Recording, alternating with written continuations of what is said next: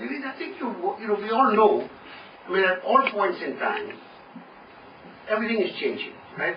The world is always going through change, and people always say, oh God, things are changing so dramatically. But I think you could say that at any point in history. I mean, the Chinese used to say, may you live in interesting times. Sure, but there's always interesting times.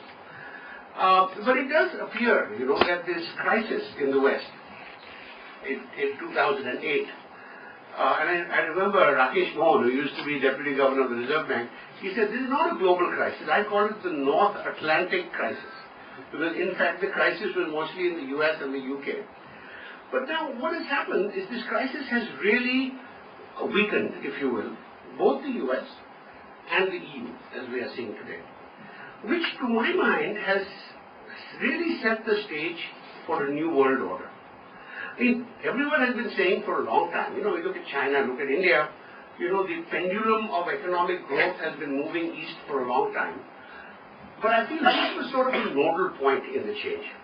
I mean, those countries are really, really in trouble, And, okay, so suddenly, I would say 3-4 years ago, I don't know how long ago, suddenly instead of G7, they did G20, sabse baat karenge.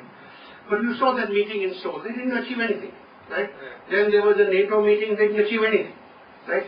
Right now, Ireland, Portugal, Spain, I mean, there is no real controlling point or controlling entity of the world economy.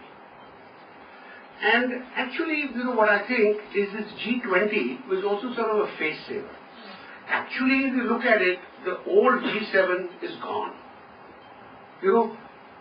Or most of it is gone. France and Italy, right? They only have a voice because they are part of Europe. And if you look these days, you don't hear about anybody but Germany, right? What Germany says goes, right? England. I've written an article, that's a very nice line, I thought. Still pompous after all these years. I mean, you've got to give them credit, but actually, dum to me. The other G7 member was Canada. Now, Canada actually did very well, their banks did very well, but who listens to Canada? Right?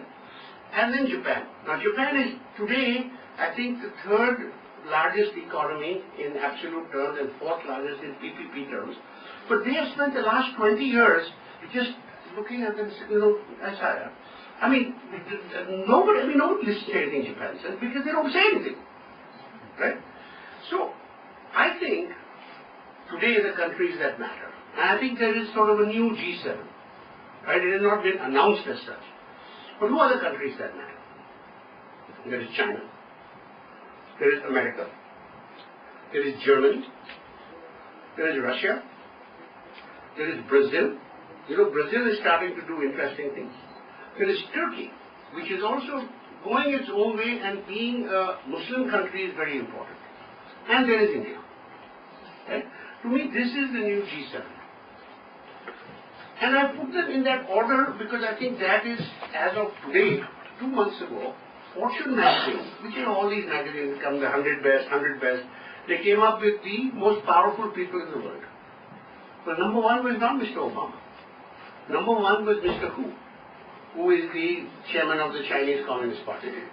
So Fortune magazine is acknowledging that China is more important than America. See, Mr. Hu has another very important claim to fame. He has the same birthday as me. But see, one of the things, if I'm correct, and I believe I am, and we are seeing a new world, or let's say a new world order. See, in what ways is it going to be different, right? See, the earlier world order was, I think, in my view, it really started, well, a long time ago, and it was really about, the free market, right? And it seemed to win a battle with communism, right?